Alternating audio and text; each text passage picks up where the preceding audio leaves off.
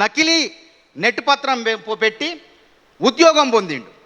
అయితే ఆ ఉద్యోగాన్ని ఆ పత్రాన్ని చూస్తే అది నకిలీదని తేలింది. నకిలీదని తేలిన తర్వాత ఇది నకిలీదా లేకుంటే నిజమైందా అని చెప్పేసి మేము యూజీసీకి రాయటం జరిగింది. నేషనల్ టెస్టింగ్ ఏజెన్సీకి రాస్తే వాళ్ళు స్పష్టంగా ఏం చెప్పారంటే ఏదది ఇది ఇగో యాజ్ పర్ డేటా ప్రకారం గుగులోత్ బాలాజీది అది నకిలీ సర్టిఫికేట్ అని చెప్పి స్పష్టంగా మాకు రాతపూర్వకంగా ఆధార్ నకిలీది అని చెప్పేసి స్పష్టంగా ఆధారాలు ఇచ్చారు.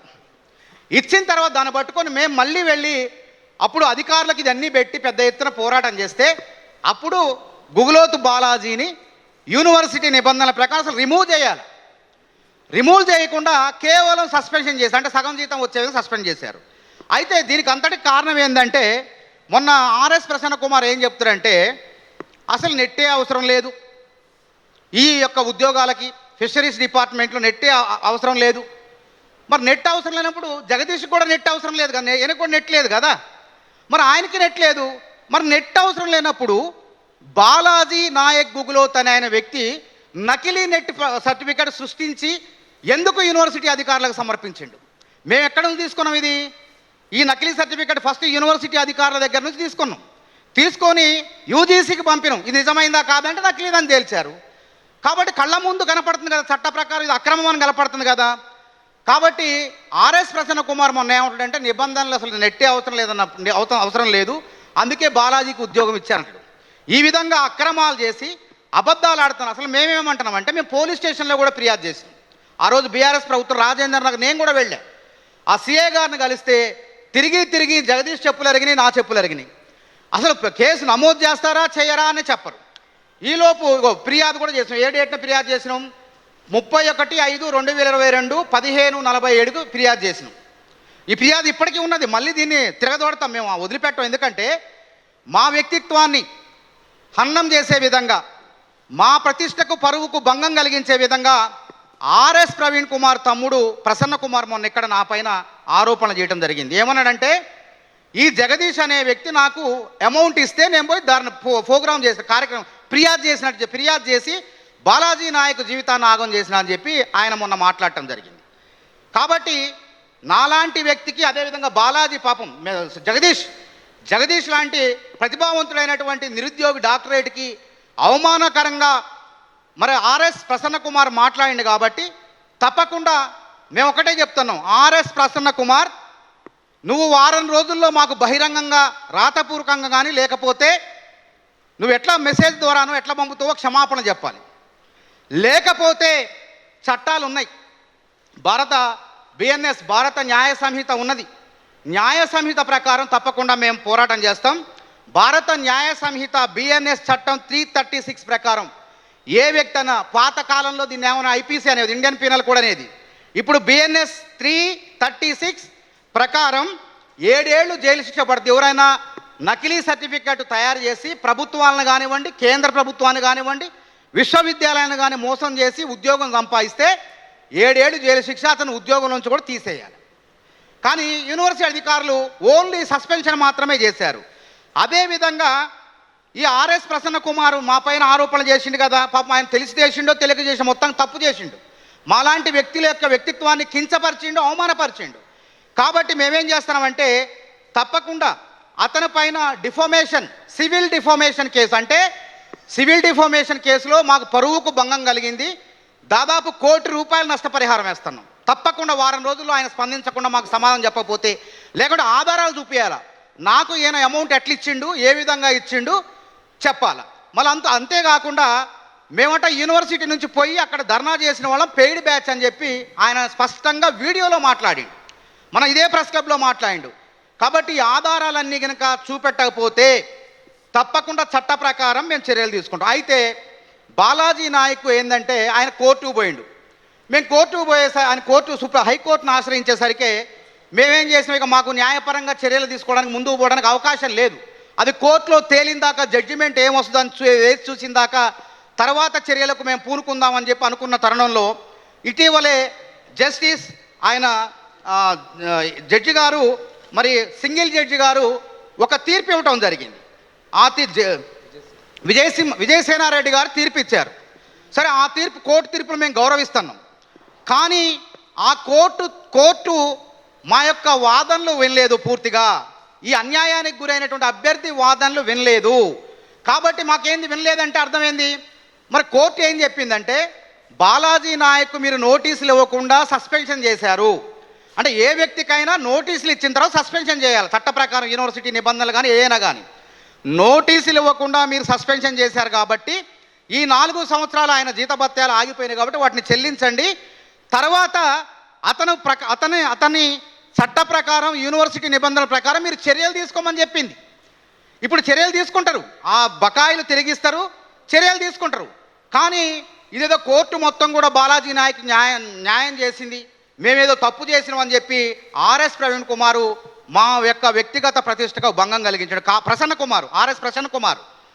ఆర్ఎస్ ప్రసన్న కుమారు మా యొక్క వ్యక్తిగత ప్రతిష్టకు భంగం కలిగించాడు. కాబట్టి కోర్టుకు మళ్ళీ మేము వెళ్ళే అవకాశం ఉంది. సింగిల్ జడ్జి ఇచ్చిన తీర్పును మేము గౌరవించి ఉన్నత డివిజన్ బెంచ్కి వెళ్ళబోతున్నాం. తప్పకుండా బరాబర వెళ్తాం. అక్కడ ఏ తీర్పు వచ్చిందో తెలియకుండా రాకుండా ముందే మేము తప్పు చేసినోడే దొంగ అన్నట్టుంది ఆర్ఎస్ ప్రసన్న కుమార్ యొక్క వ్యవహారం చూస్తే. కాబట్టి అసలు మేమేమంటున్నామంటే, ఈ సర్టిఫికెట్ సృష్టించింది ఎవరు?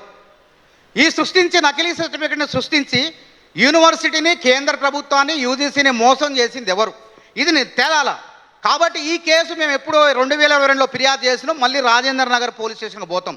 ఈలోపు యూనివర్సిటీ అధికారులను కూడా చర్య తీసుకోమని చెప్పింది కోర్టు. కాబట్టి యూనివర్సిటీ అధికారులు కూడా వెంటనే అతని పైన విచారణ జరిపి, ఆధారాలు కళ్ళ ముందు ఉన్నాయి, స్పష్టంగా అతని పైన చర్యలు తీసుకోవాలా, చట్ట ప్రకారం ఏం చర్యలు తీసుకోవాలా, ఉద్యోగాలను తీసేయాలా.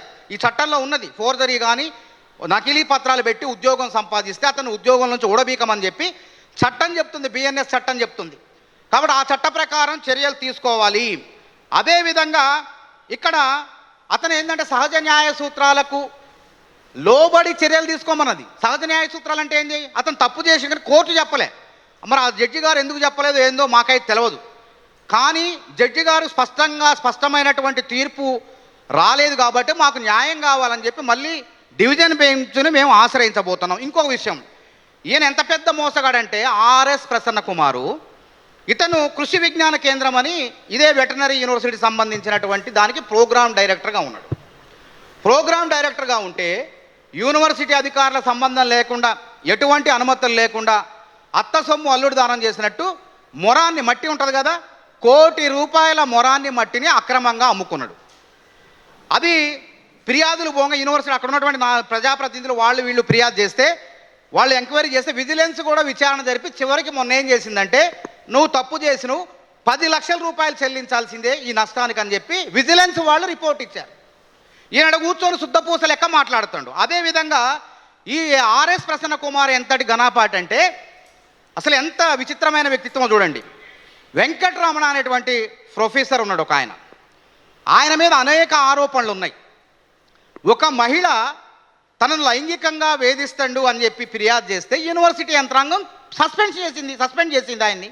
అది తప్ప చట్ట ప్రకారం ఆమె నన్ను ఇట్లా వేధిస్తాడని ఆధారాలు పెట్టి ఫిర్యాదు చేస్తే అధికారులు సస్పెన్షన్ చేశారు. అతన్ని వెనకేసుకోవచ్చు. ఒక గిరిజన మహిళకు, అది కూడా ఒక గిరిజన లంబాడీ బిడ్డకు మరి లైంగిక వేధింపులకు గురి చేస్తే వెంకటరమణ అనేటువంటి ప్రొఫెసర్ను యూనివర్సిటీ యంత్రాంగం ఉన్న నిబంధనల ప్రకారం సస్పెన్షన్ చేస్తే అది తప్పు, మా కులానికి అన్యాయం చేసిన కుల ప్రస్తావన తీసుకొస్తాడు. ఆడున్నది బీసీ వైస్ ఛాన్సలర్ ఉన్నాడు, రిజిస్ట్రార్ ఉన్నాడు. కులానికి ఏం సంబంధం? నువ్వు నేరం చేసినవా లేదా? నువ్వు ఒక మహిళను, నీ కింద కింద ఉన్నటువంటి మహిళను, లంబాడీ మహిళను వేధిస్తే నేను సస్పెన్షన్ చేశారు. దాన్ని వెనకేసుకొని రావటం, ప్రసన్న కుమార్ మరీ ప్రెస్ క్లబ్కి వచ్చి, ఈ సోమాజీ కూడా ప్రెస్ క్లబ్కి వచ్చి ప్రెస్ మీట్ పెట్టడం ఇంతకన్నా సిగ్గుచేటు ఇంకోటి ఉంటుందా? అంతేకాకుండా ఆ మహిళ పరువుకు భంగం కలిగే విధంగా ఆమె పేరును వ్యక్తం చేసిండు. సోయన్నోడు, బుద్ధున్నోడు, డాక్టరేట్ చేసినోడు, అసోసియేట్ ప్రొఫెసర్ స్థాయి ఉన్నది కూడా అక్రమం వల్ల. అది కూడా చెప్తా మీకు.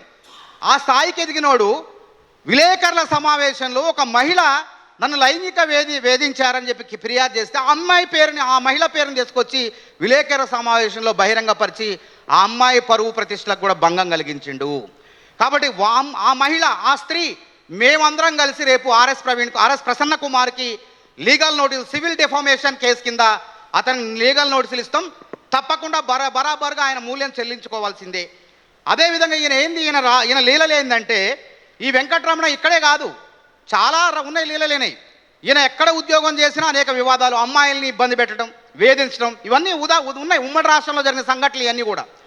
ఇతను వెంకటరమణ ఈయన చర్యలు తట్టుకోలేక ఆయన భార్య చనిపోయింది, ఆత్మహత్య చేసుకున్నది.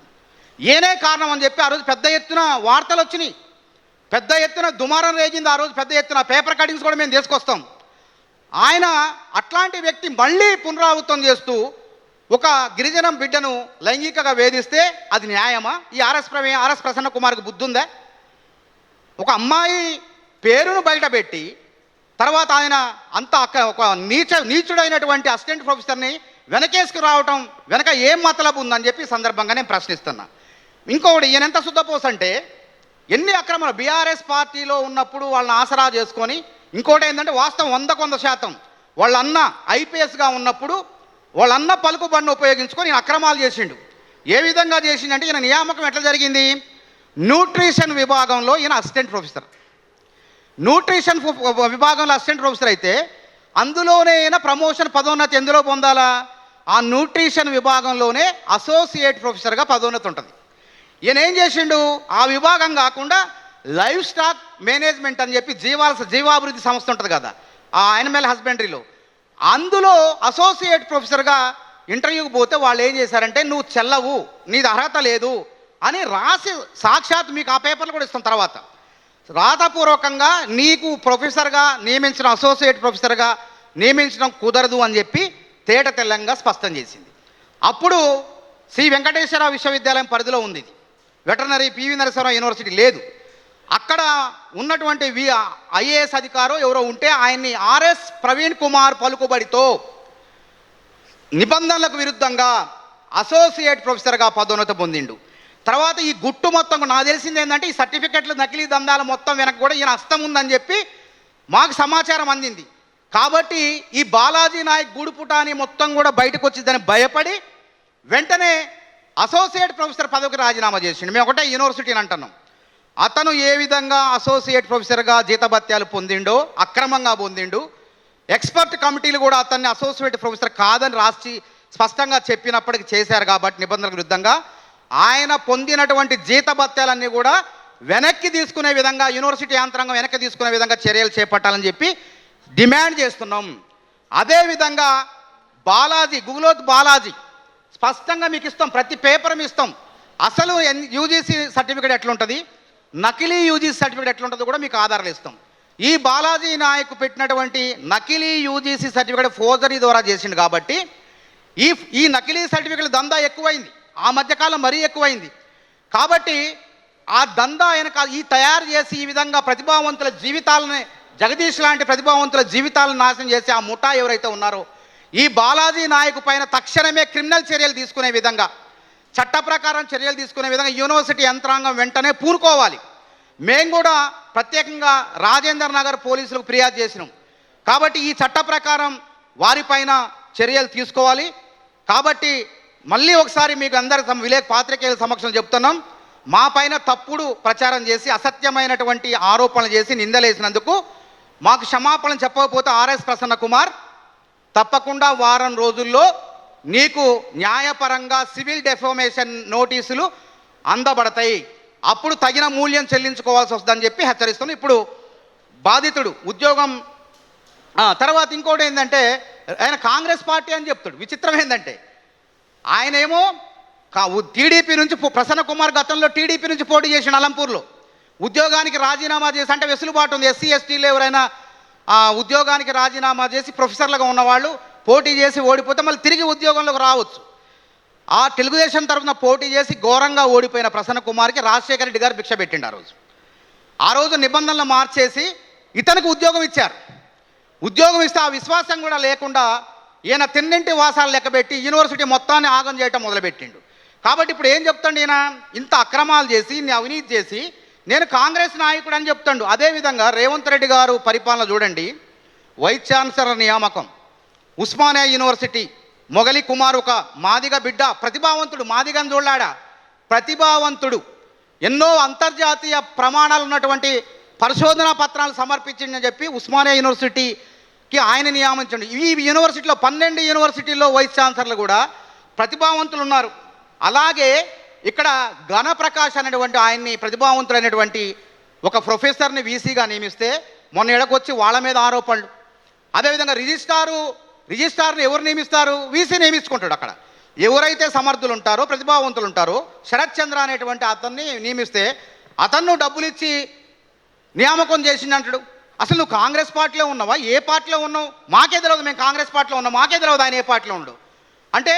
ఒక ముఖ్యమంత్రి గారు రాజ్యాంగబద్ధంగా గవర్నర్ చేత నియామకం అయితే అట్లాంటి వ్యక్తులు వాళ్ళ మీద ఆరోపణలు చేస్తారు. నిజంగా వాళ్ళు ఏమైనా నీ లెక్క దందా మురం అమ్ముకున్నారా? ఏడన్నా చూపి. అట్లాంటివి కాకుండా ఇంకో విషయం ఏంటంటే తెలివి తక్కువ అంటే ప్రసన్న కుమారు, మేము 12-20 మంది పోయి ధర్నా చేస్తే మా మీద ఆర్టీఐ పెట్టిండట. ఆర్టీఐ ఎవరి మీద పెడతారు?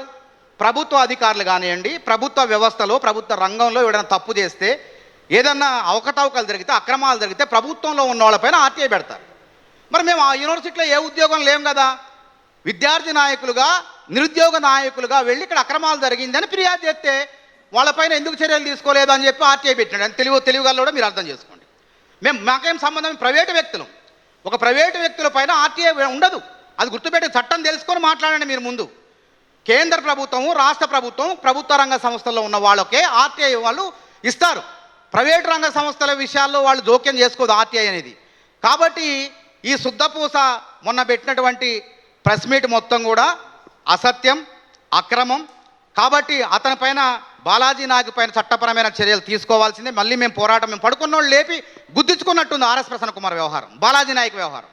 కోర్టు సింగిల్ జడ్జి తీర్పిస్తే మేమేమనుకున్నామంటే మళ్ళీ డివిజన్ బెంచ్కి పోదాం, ఇంకొంచెం ఉన్నత న్యాయస్థానానికి పై బెంచ్కి పోదామని చెప్పి మేము ప్రయత్నం చేస్తుంటే ప్రెస్ మీట్ పెట్టి ఇవాళ గొయ్యిదోవి ఆ గోతులో పడే విధంగా వాళ్ళే చేసుకున్నారు.